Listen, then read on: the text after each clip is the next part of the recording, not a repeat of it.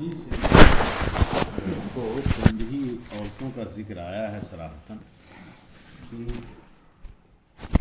یہ ارشاد ہوا کہ عورت و اس کی پھوپھی، عورت و اس کی خالہ، عورت و اس کی بھتیجی، عورت و اس کی بھانجی کو ایک ساتھ نکاح میں نہیں رکھا جا سکتا۔ لیکن ہمارے فقہائے کرام نے اس کی اصل علت کو دیکھتے ہوئے اور اصل سبب کو دیکھتے ہوئے ایک ضابطہ بنایا اور یہ فرمایا کہ جو اس ضابطے کے تحت داخل ہوں تو ایسی عورتوں کو ایک ساتھ نکاح میں نہیں لیا جا سکتا۔ ضابطہ یہ ہے کہ ہر ایسی دو عورت کو ایک ساتھ نکاح میں نہیں رکھ سکتے کہ ان میں جس کسی کو بھی جانبین سے ان میں جس کسی کو بھی مرد فرض کر لیا جائے تو حلال نہ ہو کہ وہ اس عورت سے نکاح کرے، ان کے درمیان باہمی رشتے نکاح کی گنجائش نہ نکل سکے تو ایسی ہر دو عورت کو ایک ساتھ نکاح میں نہیں۔ اب اس کو جاری کرو بہنوں میں، مثلا قرآن پاک میں جو منصوص ہے مصرح کہ انتجمو بین الاختین، ظاہر ہے ان دو بہنوں میں بھی جس کسی کو بھی مرد فرض کرو تو کیا ہوگا؟ بھائی بہن نہ ہوں گے، ظاہر ہے کہ بھائی کا بہن سے رشتہ حرام۔ اور اسی طریقے پر عورت اور اس کی پھوپھی، کیا اس میں تم اس کو اگر مرد فرض کرو تو یہ اس کی کیا لگے گی؟ بھتیجا لگے گا۔ یہ مثلا لڑکی ہے اور یہ اس کی پھوپھی، تو اس کو تم نے اگر مرد فرض کیا، یعنی یہ مان لو کہ اگر یہ لڑکی کی شکل میں نہ پیدا ہو کر کے لڑکا ہوتا تو اس عورت کا کیا لگتا؟ بھتیجی لگ رہی ہے، ابھی بھتیجا لگتا۔ ظاہر ہے کہ بھتیجا پھوپھی سے نہیں نہ نکاح کر سکتا ہے۔ اور ادھر سے چلو کہ اس کو مرد فرض کرو، اس کو عورت رہنے دو، تو اس کو اگر مرد فرض کرو یعنی دادا کی اولاد ہے نا پھوپھی، تو اگر دادا کے یہاں بچی پیدا ہونے کے بجائے لڑکی کی پیدائش ہوتی تو کیا ہوتا؟ چچا ہوتا ہے کہ نہیں؟ تو یہ بھی جائز نہیں ہے کہ چچا جو ہے اپنی بھتیجی سے نکاح ہے کہ نہیں، اپنے بھائی کی بیٹی سے نکاح کرے جائے۔ تو یہ ہے، اس کو دیکھتے ہوئے یہ ضابطہ بنایا فقہائے کرام۔ تو اب اس میں یہ ہوا کہ عورت اس کی دادی کو بھی ایک ساتھ نکاح میں نہیں رکھ سکتا، عورت تو اس کی کیا نام پوتی کو بھی ایک ساتھ نکاح میں نہیں رکھ سکتا، اس لیے نہیں رکھ سکتا کہ ان میں جس کسی کو بھی مرد فرض کیا جائے تو نکاح کا رشتہ ان میں آپس میں کیا ہے؟ درست نہیں۔ اس کو بیان کرتے ہیں ولا یجمعو یا یجمعو، جمع نہیں کرے گا، کون نہیں جمع کرے گا؟ نکاح کرنے والا۔ یا یجمعو، جمع نہیں کیا جائے گا ایسی دو عورتوں کو کہ لو کانت احداہما رجلا، اگر ان میں ایک کیا ہو؟ مرد۔ ایک سے مراد کوئی معین نہیں بلکہ دونوں میں سے کوئی بھی ہے۔ اگر ان میں کوئی بھی ایک مرد ہو تو لم یجوز لہو، تو اس مفروضہ مرد کے لیے، کیونکہ مرد فرض کر چکے ہو اس لیے ضمیر کیا نام مذکر کی لوٹا رہے ہیں، ہے کہ نہیں؟ اس کو تم کیا مذکر فرض کر چکے ہو نا، تو اس لیے لم یجوز لہا نہیں کہہ رہے ہیں، کیا کہہ رہے ہیں؟ لم یجوز اس رجل مفروض کے لیے، فرض کیے ہوئے مرد کے لیے جائز نہ ہو کہ وہ دوسری سے کیا ہے؟ نکاح۔ کیوں ہے ایسا؟ تو فرماتے ہیں اصل وجہ یہ دیکھا جائے تو یہ ہے کہ لأن الجمع بینہما یفضی الی القطعی، قرآن نے جو فرمایا ان تجمعوا بین الاختین، دو بہنوں کو ایک ساتھ نکاح میں رکھنا حرام قرار دیا، حدیث شریف کی روح سے اور کچھ جو ہے جو اضافے ہوئے کہ عورت اس کی پھوپھی، عورت اس کی خالہ، بھتیجی اور بھانجی کو نہیں جمع کیا جا سکتا۔ اس میں کہتے ہیں وجہ حرمت کیا ہے؟ فرماتے ہیں وجہ حرمت یہ ہے کہ ایسی دو عورتوں کو ایک ساتھ نکاح میں رکھنا یہ قطع رحم کا سبب بنتا ہے۔ کیا بنتا ہے؟ ہاں، قطع رحم کا مطلب تعلقات کے خراب ہونے کا اور تعلقات کے کیا نام کشیدہ ہونے کا سبب،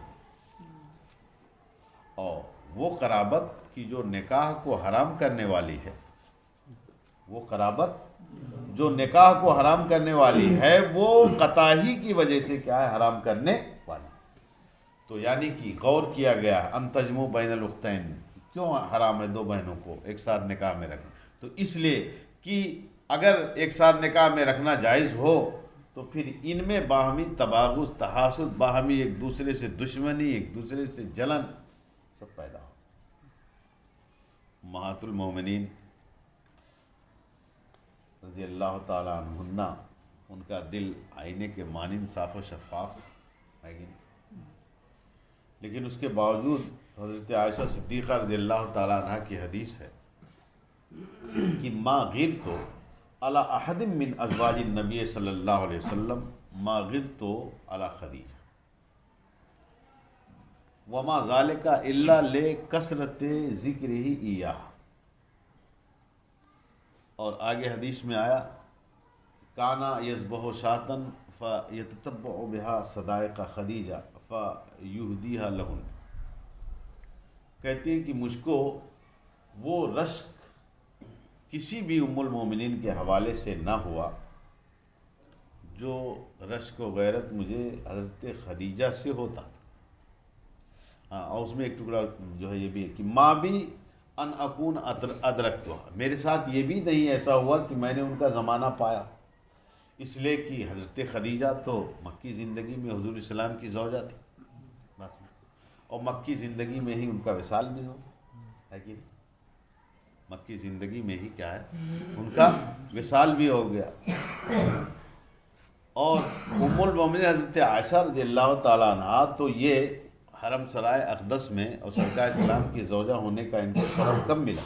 مدنی زندگی، ہجرت کے بعد ان سے نکاح ہوا، تو ایسا بھی نہیں ہوا ہے کہ ایک دن کبھی ساتھ میں رہنا پڑا۔ اس کے باوجود کہتے ہیں کہ مجھ کو زیادہ جو ہے انہی کے بارے میں غیرت ہوتی تھی، اور کہتے ہیں اس وجہ سے ہوتی تھی کہ حضور ان کا کثرت سے ذکر کرتے، حضور ان کا ذکر کثرت سے، اور ایسا ہوتا تھا کہ بکری ذبح کیا یا کہیں سے گوشت آیا تو پتہ لگواتے تھے کہ خدیجہ کی سہیلیاں کون کون ہیں، اور پھر ان کو کیا ہے وہ بطور ہدیہ اور تحفہ بھیجتے۔ سمجھا؟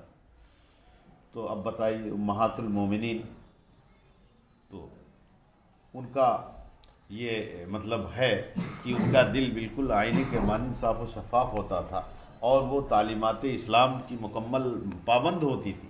اس کے باوجود جو ہے کہہ رہے ہیں کہ مجھ کو حضرت خدیجہ کے تعلق سے کچھ نہ کچھ جو ہے رقابت پیدا ہو جاتی، اس لیے کہ حضور کثرت سے ان کا ذکر کرتے۔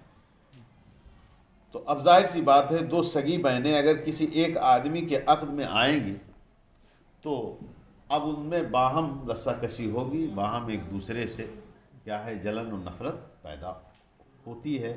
تو اس وجہ سے شرع نے اس کو جائز نہیں رکھا کہ دو بہنوں کو کوئی ایک ساتھ نکاح میں رکھے، اس لیے کہ ان کو باہم کیا نام یہ حکم دیا گیا کہ صلہ رحمی کا برتاؤ کریں، اور جب ایک آدمی کے عقد میں ہوں گی تو صلہ رحمی کا برتاؤ ان سے اٹھ جائے، اس کو بیان کیا، اس لیے کہ ان کے درمیان جمع کرنا یہ قطع رحم کی طرف لے جاتا ہے، تعلقات کو ختم کرنے کی طرف لے جاتا ہے۔ بین سطور دیکھو، لأن المعادات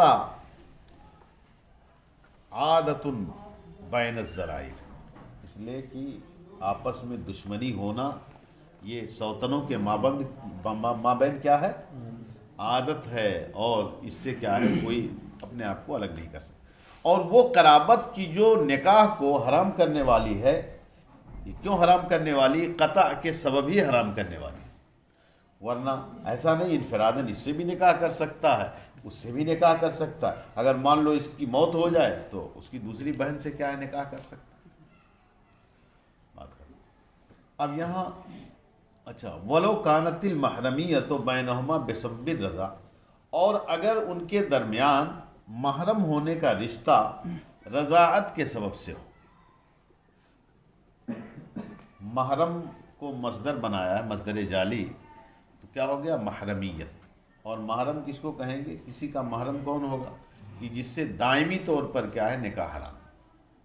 تو اگر دائمی طور پر نکاح کا حرام ہونا ان کے درمیان یہ رضاعت کے سبب سے ہو، تب بھی کہتے ہیں ایسی دو عورتوں کو ایک ساتھ نہیں رکھا جا سکتا، تب وہ حرام ہوگی لما روینا من قبل، حرام ہوگی اس وجہ سے جو ہم اس سے پہلے روایت کر چکے، کیا کہ حدیث شریف ہے یحرم من الرضا ما یحرم من النسب، لہذا کوئی لڑکی ہے اور اس لڑکی کی کوئی رضائی بہن ہو رہی ہے، کیا ہو رہی ہے؟ رضائی بہن ہو رہی، تو یہ نہیں ہو سکتا ہے کہ اس سے بھی نکاح کرے اور اس سے نکاح کرنے کے ساتھ ساتھ اس سے بھی نکاح کرے۔ اسی طریقے سے کوئی لڑکی ہے، اس کی کوئی رضائی پھوپھی ہو رہی ہے یا رضائی خالہ ہو رہی ہے، تو اس رضائی پھوپھی اور رضائی خالہ سے بھی کیا ہے ایک ساتھ نکاح نہیں کر سکتا۔ کیوں؟ وجہ وہی ہے کہ ضابطہ اس کا سرکار اسلام نے عطا فرما دیا، اور یہ ارشاد ہو گیا کہ نسب سے جتنی عورتیں حرام ہیں وہ تمام تر عورتیں کس سے حرام ہیں؟ رشتے رضاعت کی بنیاد پر بھی حرام۔ نسبی ماں حرام، رضائی ماں حرام، نسبی دادی حرام، رضائی دادی حرام، نسبی بیٹی حرام، رضائی بیٹی حرام۔ سمجھ بات ہے؟ نسبی بھانجی، نسبی خالہ، نسبی پھوپھی، جتنا بھی سب عورتیں نسب سے حرام ہیں وہ سب رضاعت سے حرام۔ نسب میں دو بہنوں کو جمع نہیں کیا جا سکتا تو دو رضائی بہنوں کو بھی جمع نہیں کیا جا سکتا، یا ایک بہن ہو اور اس کی کیا نام ہے رضائی بہن ہو، اس طرح سے بھی جمع نہیں کیا جا سکتا۔ اب یہاں پر ایک صورت یہ بتاتے ہیں کہ جس میں ایسی دو عورتوں سے نکاح کرنا جائز ہے، لیکن شبہہ پیدا ہوتا ہے کہ ان سے دونوں سے ایک ساتھ نکاح جائز نہیں ہونا چاہیے، اور شبہے کو تقویت اس سے بھی ملتی ہے کہ ائمہ حنفیہ میں ایک امام ظفر رحمۃ اللہ تعالیٰ علیہ ہیں، وہ اسی بات کے قائل ہیں کہ ان دونوں عورتوں سے نکاح نہیں کر سکتے ایک ساتھ۔ مسئلہ کیا ہے؟ اس میں کوئی حرج نہیں کہ آدمی عورت کو جمع کرے، کس کو؟ عورت کو، وہ بنت زوجن، اور اپنے شوہر اور بنت زوجن کانلا، اور اس کے اس شوہر کی بیٹی کو بھی نکاح میں رکھے جو کہ اس عورت کے لیے پہلے تھا۔ یعنی اس کی صورت یہ ہے، دیکھو غور سے، کہ ہندہ ہے، کون؟ اس کا ایک نکاح ہوا زید سے، کس سے؟ لیکن زید کا پہلے بھی نکاح ہو چکا تھا کسی عورت سے، زید کا پہلے بھی نکاح ہو چکا تھا کسی عورت سے، اور اس کی زوجہ اولا سے ایک لڑکی تھی، تو اب یہ اس کی بیوی بنی، تو اب ظاہر ہے کہ وہ اس کی پرورش میں ایک طرح سے آ گئی۔ اب مان لو کہ زید کا انتقال ہو گیا، اور زید کی لڑکی جو اس سے نہیں، اس کے شکم سے، بلکہ اس کے زوجہ اولا کے شکم سے، اس کو لے کر کے اس نے کیا کیا کہ کسی آدمی سے نکاح کر لیا۔ اب وہ اگر یہ چاہ رہا ہے کہ اس عورت سے تو نکاح کر ہی چکا ہوں، اس عورت کے شوہر اول کی لڑکی جو اس کے شکم سے نہیں ہے بلکہ دوسری عورت کے شکم سے، اس سے بھی نکاح کر لے، کہتے کر سکتا، اس میں کوئی حرج نہیں، اس میں کوئی حرج نہیں، اس لیے کہ یہاں پر کہتے ہیں کہ وہ اس قاعدے کو جاری کرو، تو قاعدے کو اگر جاری کرو تو یہاں پر یہ ہے کہ اگر عورت کے شوہر اول کی بیٹی، عورت کے شوہر کی بیٹی کہا جا رہا ہے نا، کیا کہا جا رہا ہے؟ اس کا مطلب یہ ہوا کہ اس عورت کے شکم سے نہیں، تبھی تو اتنا گھما پھرا کے کہا جا رہا ہے۔ عورت کے شوہر کی بیٹی، اس کو اگر مرد فرض کیا جائے، کیا فرض کیا جائے؟ مرد، تو ایسی صورت میں یہ عورت اس کی کیا لگے؟ سوتیلی ماں لگے گی، کیا لگے گی؟ بھلا سے دیگر کہہ لو باپ کی موتوہا لگے گی، باپ کی منکوہا لگے گی، کیا لگے گی؟ باپ کی منکوہا، باپ کی موتوہا، اور باپ کی منکوہا موتوہا سے نکاح حرام، دلیل گزر چکی، ولا تنکحوا نکاح آبا۔ تو اس کو اگر تم مرد فرض کرو، یعنی عورت کے شوہر اول کی لڑکی کو، تو اس کے لیے تو حلال نہیں ہے کہ وہ اس عورت سے نکاح کرے، لیکن اگر ادھر اس کو مرد فرض کر لیا جائے تو کوئی رشتہ ہی نہیں بنے گا، کوئی رشتہ ہی نہیں بنے گا، اس لیے کہ جب اس کو مرد فرض کیا تو ظاہر ہے کہ اب اس کا نکاح تو ہو نہیں سکتا تھا اس آدمی سے۔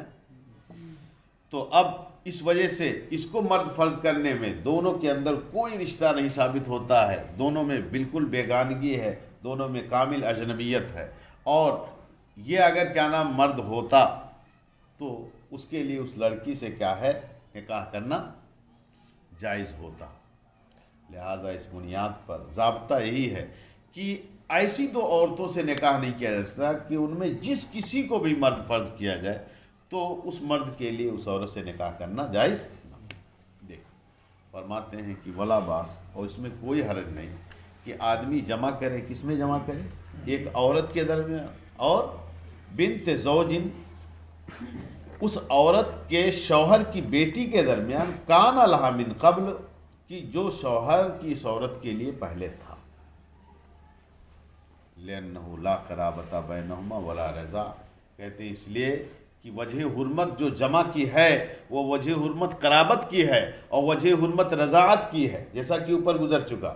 تو کہتے ہیں ان میں نہ تو کیا نام قرابت ہی ہے اور نہ ہی ان میں رضاعت کا کوئی رشتہ ہم مان رہے ہیں، لہذا اس بنیاد پر جو وجہ محرم قرابت یا رضاعت ہو سکتا ہے وہ دونوں میں سے کوئی یہاں متفق نہیں، اس لیے ایسی دو عورتوں سے ایک ساتھ نکاح کر سکتے ہیں۔ لیکن امام ظفر رحمۃ اللہ تعالی علیہ فرماتے ہیں کہ لا يجوز، جائز نہیں ہے کہ دونوں سے نکاح ایک ساتھ کرے اور دونوں کو نکاح میں رکھے، یہ اس کی گنجائش نہیں۔ وہ کہتے ہیں لأن ابنۃ الزوج، اس لیے کہ عورت کے شوہر اول کی بیٹی جو دوسری عورت سے، عورت کے شوہر اول کی بیٹی کو اگر تم مرد فرض کرو، لو قدرتھا ذکرا، اگر تم مرد فرض کرو تو لا یجوز لہ التزوج، اس کے لیے جائز نہیں ہے کہ وہ اپنے باپ کی بیوی سے نکاح کرے، کیونکہ مرد فرض کرنے کی صورت میں یہ عورت اس کی کیا لگے گی؟ اس کے باپ کی بیوی لگے گی، اور قرآن کہہ چکا لا تنکحوا ما نکح آباؤکم، ان سے نکاح نہ کرو جن سے باپ داداؤں نے نکاح کیا، باپ کی منقوہ ہے، تو ادھر سے تو ہے یہ ثابت ہو رہا، لیکن ادھر سے کہتے ہیں، تو امام ظفر نے اسی ایک جہت کو دیکھتے ہوئے فرمایا کہ یہ ایسی دو عورتوں سے نکاح جائز نہیں۔ کیوں؟ اس لیے کہ شوہر کی جو بیٹی ہے اس کو اگر تم مرد باور کرو، مرد فرض کرو، تو اس مرد مفروض کے لیے جائز نہیں ہے کہ اپنے باپ کی بیوی سے نکاح کر ڈالے۔ لیکن کہتے ہیں قلنا، جواب میں ہم یہ کہیں گے کہ امراۃ الاب لو صورتھا ذکرا، باپ کی بیوی کو اگر تم مرد فرض کرو، کون؟ باپ کی بیوی، تو باپ کی بیوی کو مرد فرض کرو تو ظاہر ہے کہ باپ سے اس کا پھر نکاح ہی نہیں ہوتا۔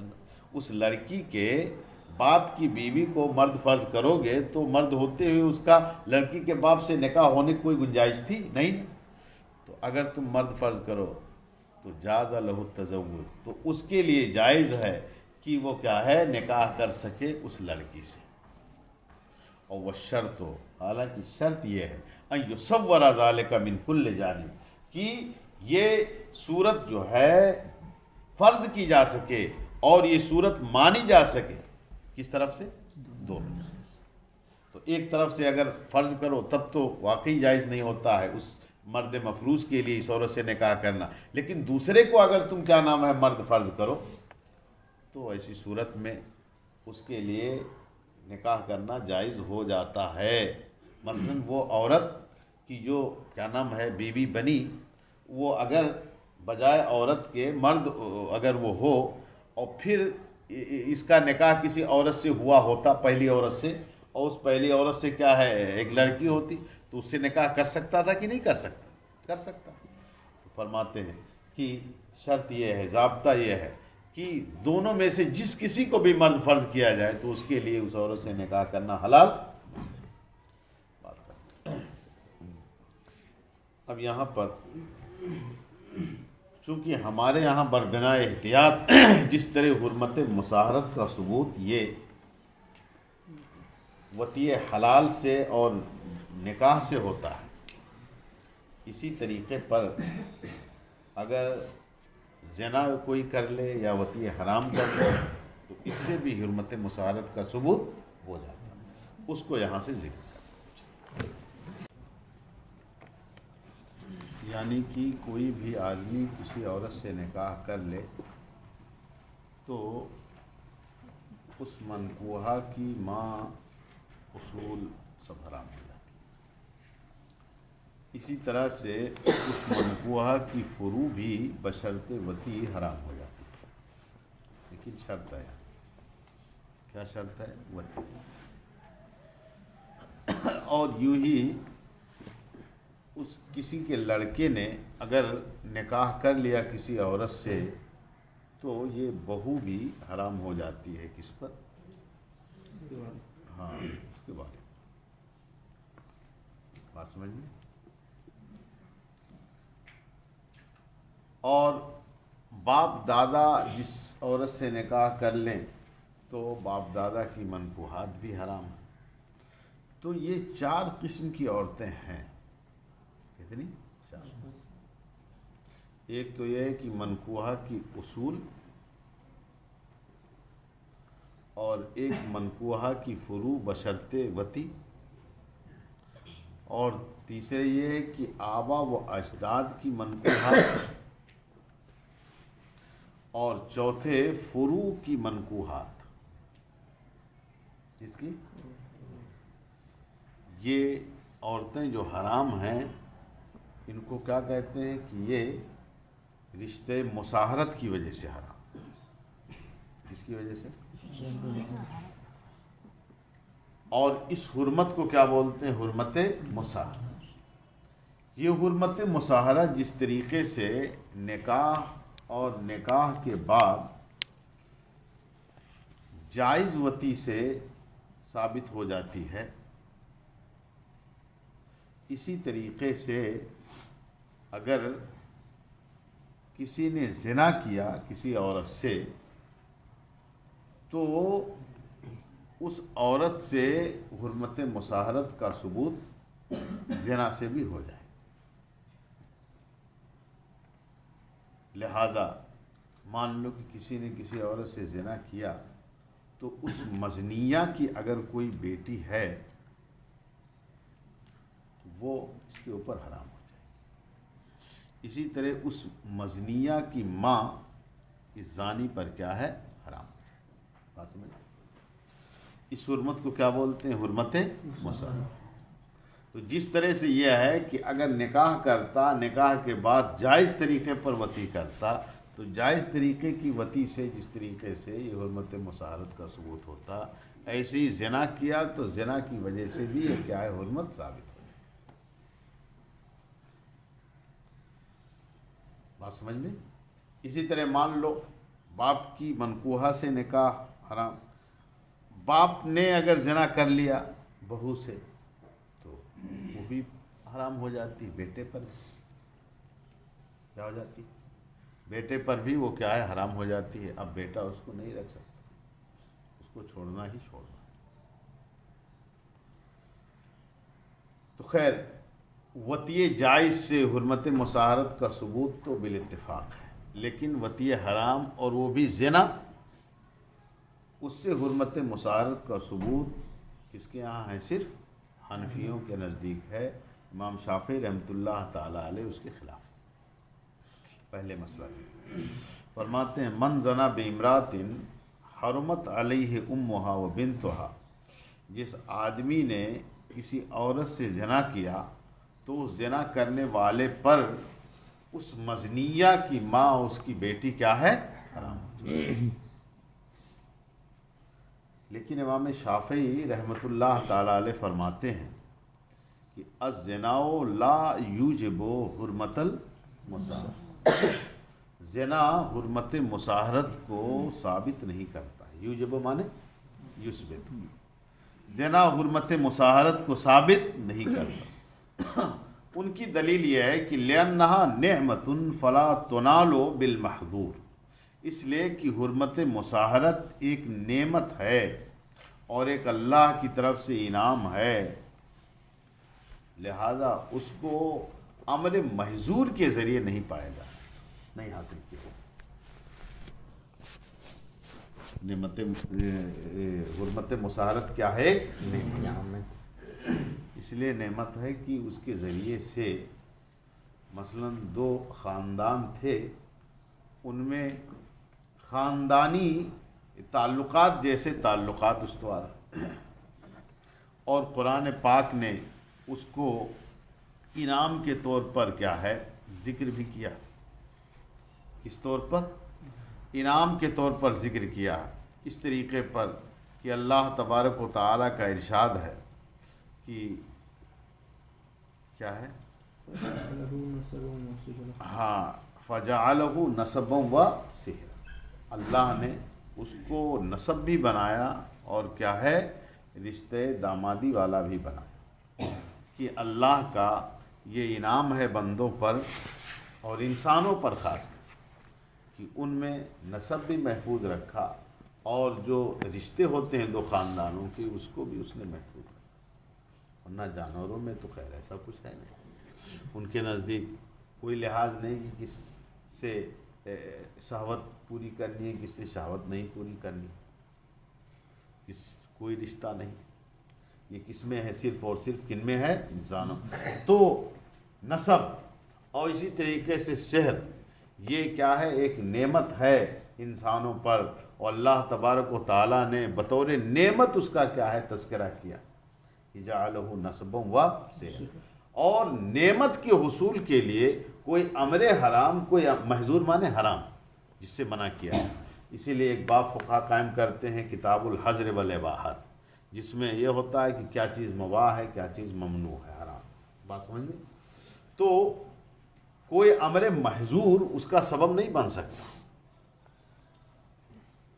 کہ زنا کی وجہ سے یہ نعمت حاصل. چونکہ ان کے ہاں یہ ہے بھی کہ جو چیز امر محظور ہے امر ممنوع ہے تو وہ کسی نعمت کے حصول کا ذریعہ نہیں ہو سکتا. اسی وجہ سے ایک دوسرے مسئلے میں بھی اختلاف ہے. کہتے ہیں کہ کوئی اگر سفر معصیت پر نکلے، مثلا کسی کو قتل کے ارادے سے یہاں سے چل رہا ہے بمبئی،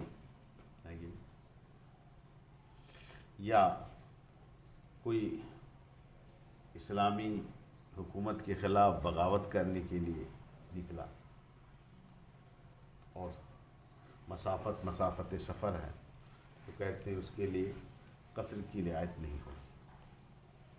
قصر کی رعایت نہیں ہوگی. اور سفر کی جو رخصتیں ہیں وہ رخصتیں اس کو حاصل نہیں ہوئی اس لیے کہ امر حرام کرنے کے لیے جا رہا، تو امر حرام کرنے کے لیے جو ہے یہ نعمتیں اس کو کیسے حاصل ہوں. تو اسی طریقے پر کہتے ہیں یہ حرمت مساہرت ایک نعمت ہے، فلا تنال بالمحظور ہے، لہذا اس بنیاد پر کسی امر محظور سے اس کو نہیں پایا جا سکتا، امر محظور سے اس کو حاصل نہیں کیا جا سکتا. امام شافعی رحمۃ اللہ تعالی علیہ کی طرف جواب یہ دیتے ہیں کہ اور اپنی دلیل یہ دیتے ہیں، اور یہ دلیل جو ہے بہت دقت نظر پر مبنی ہے.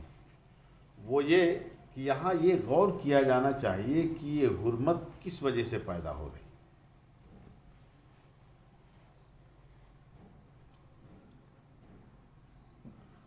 تو کیا اس حرمت کے پیدا ہونے کا سبب کیا ہے؟ فرماتے ہیں کہ اگر غور کیا جائے تو اس حرمت کے پیدا ہونے کا سبب وہ ولد جو میاں اور بیوی کے باہمی تعلقات کے نتیجے میں دنیا میں آتا ہے، اور اس ولد تک پہنچانے والی چیز کیا ہے؟ وتی. کیا ہے؟ وتی. لیکن یہ فقہ اور شریعت کا ایک عام اصول ہے کہ جہاں کہیں کوئی امر مخفی ہوتا ہے تو وہاں پر سبب کو ہی اس امر کے قائم مقام کر دیا جائے. چنانچہ بہت ساری نظیریں اس کی ہیں. مثلا سفر کو ہی لے لیجیے کہ سفر یہ بذات خود موجب رخصت نہیں ہے، بلکہ اس لیے ہے کہ سفر میں مشقتیں ہوتی. کیا ہوتی؟ دشواریاں. لیکن خاص جو ہم سفر کرنے والے ہیں اس میں دشواری پیش آئے گی بھی کہ نہیں پیش آئے گی، یہ ایک امر مخفی ہے. لہذا صرف سفر کو ہی مدار حکم بنا دیا گیا اور یہ کہا گیا کہ اگر سفر شرعی کی مسافت حاصل ہے تو چاہے تمہیں مشقت ہو چاہے مشقت نہ ہو بہرحال اس کی رخصتیں ملیں۔ آج کل کا سفر دیکھ لیجئے صاحب، کون سی دشواری، خاص کر جو ہے جو سرمایہ داروں کا طبقہ ہے، اس سفر میں وہ آسائشیں، وہ سہولتیں حاصل ہوتی ہیں جو گھر میں میسر نہیں ہے کہ نہیں؟ کون سی دشواری؟ لیکن آخر بھئی 92 کلومیٹر سے زائد کی مسافت پہ جا رہا تو نماز میں قصر کرے گا کہ نہیں کرے گا؟ اگر ماہ رمضان ہو تو اسے رعایت حاصل ہوگی کہ نہیں حاصل ہوگی، کہ چاہے تو روزہ رکھے چاہے نہ رکھے؟ حالانکہ یہاں گرمی دھول دھکڑ میں یہاں روزہ رکھنا زیادہ دشوار ہے بنسبت کی اے سی سفر چل رہا ہو، تو اس میں کون سی مشقت پیش آئے گی؟ تو جہاں کہیں مسبب خفی ہوتا ہے، سبب ہی کو مسبب کے قائم مقام کر دیا۔ اسی طرح دیکھ لو، اصل غسل کے لازم ہونے کا سبب وہ انزال ہے، کیا ہے؟ انزال خروج میں۔ لیکن فرماتے ہیں کہ جب غیبوبت حشفہ پا لیا گیا تو ایسی صورت میں چونکہ آدمی کا عضو خود آدمی کے نظر کے سامنے ہے نہیں، اس لیے ہو سکتا ہے پر شہوت کی وجہ سے اس کو احساس نہ ہو سکے، تو انزال ہوا بھی کہ نہیں ہوا یہ ایک امر خفی ہے، اس لیے اس امر خفی کا جو سبب ہے اسی کو مدار حکم قرار دے دیا گیا، اور یہ کہا گیا حدیث شریف میں کہ اذا التقى الختانان وجب الغسل انزلا او لم ينزل، چاہے وہ اپنے دانست میں اسے انزال ہوا ہو چاہے انزال نہ ہوا ہو، التقاء ختانین متحقق تو غسل کا حکم کیا ہے؟ لازم۔ اسی طریقے پر اصل جو کیا نام ہے حرمت کا سبب وہ ولد ہے۔ ولد کیسے ہے؟ دیکھو جس طریقے پر یہ ہے کہ نسب میں دیکھو آدمی اپنی بیٹی سے نکاح نہیں کر سکتا کیونکہ اس کا جز ہے، پوتی نواسس نہیں کر سکتا کیونکہ یہ بھی اس کے اجزاء ہیں، اپنی ماں دادی پر دادی نانی پر نانس نہیں کر سکتا کیونکہ یہ ان کی جز سے ہے، سمجھ بات؟ اسی طریقے سے دیکھو جز قریب کے بھی اصل قریب کے جز سے بھی نکاح نہیں کر سکتا، مثلا بہن کیونکہ وہ باپ کی جز ہے، سمجھ بات ہے؟ بھتیجی بھانجی یہ سب بھی کیا ہے؟ اصل قریب کی جز ہے۔ لیکن اصل بعید میں نظر انداز کیا گیا اس لیے کہ اصل بعید کے اجزاء سے بھی اگر نفع اٹھانا حرام قرار دے دیا جائے تو پھر آدمی کے لیے دقتیں پیدا ہوں گی، دشواریاں پیدا ہوں۔ اس بنیاد پر اصل بعید کے اجزاء مثلا دادا کی اولاد سے نکاح کرنا کیا ہے؟ جائز قرار۔ تو جو بلا واسطہ جز ہو دادا کا اس سے تو نکاح جائز نہیں، یا نانا بلا واسطہ جو جز ہو اس سے نکاح جائز نہیں، مثلا خالہ ہو پھوپھی سے، لیکن دادا جو بالواسطہ جز ہو اس سے نکاح کرنا کیا ہے؟ جائز۔ تو نسب میں دیکھو یہ کیا ہے یہاں پر؟ یہ ہے کہ آدمی اپنے اجزاء سے نکاح نہیں کر سکتا اور جن کے اجزاء سے ہے ان سے بھی نکاح نہیں کر سکتا۔ اب دیکھو جب کسی مرد کا نکاح کسی عورت سے ہوا تو لڑکا جب پیدا ہوا تو لڑکے نے دونوں میں جزیت کا رشتہ پیدا کر دیا، اس طریقے پر پیدا کیا کہ جو بھی لڑکا ہے تو وہ عورت کا بھی جز ہے اور مرد کا بھی جز۔ لڑکا جز کس کا ہے؟ عورت کا بھی اور مرد کا بھی، دونوں کے نطفے سے اس کا کیا ہے؟ وجود ہوتا ہے۔